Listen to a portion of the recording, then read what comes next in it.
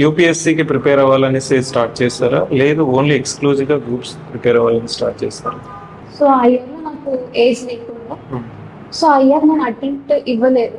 అయితే 2022 ఏప్రిల్లోనే మనకి group 1 notification వచ్చింది. So immediately I started preparing for that.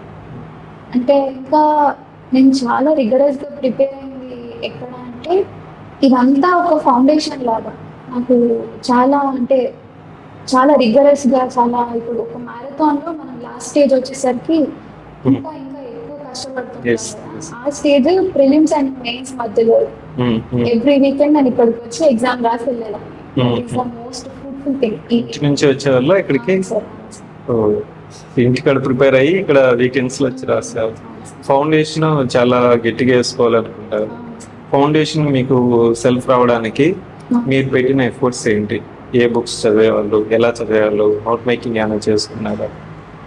అందరూ చదివే బుక్స్ చదివేదాన్ని సార్. కాకపోతే ఏంటి అంటే, ఎవ్రీబడి రాసే దానికంటే నేను కొంచెం డిఫరెంట్గా, కొంచెం ఇన్నోవేటివ్గా రాస్తే నా ప్రతి ఆన్సర్లో ఒక ఎక్స్ట్రా 1 మార్క్ వస్తే మొత్తం కలిపి నాకు అందరికంటే ఒక 50-60 మార్క్స్ ఎక్కువ ఉంటాను అనేదే నా స్ట్రాటజీ. సో దానికోసం డిఫరెంట్ టైప్స్ ఆఫ్ డయాగ్రామ్స్ కానివ్వండి, ఇంట్రడక్షన్స్, కన్క్లూజన్స్ ముందే ప్రిపేర్ చేసుకొని పెట్టుకోవడం కానివ్వండి, గ్రాఫ్స్ కానివ్వండి, మన ఎకనామిక్ సర్వే, సోషల్ ఎకనామిక్ అవుట్లుక్లో ఇంపార్టెంట్ డేటా పాయింట్స్ అవన్నీ నోట్ చేసుకోవడం కానివ్వండి.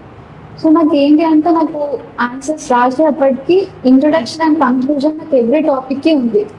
ఎవ్రీ టాపిక్కి సంబంధించిన ఒక ఇన్నోవేటివ్ పాయింట్ ఉంది. So what I have to do is, ఆ క్వశ్చన్ ఏం అడుగుతున్నాడో దానికి తగ్గట్టు ఆన్సర్ రాయడం మాత్రమే నేను ఎగ్జామ్లో చేసింది.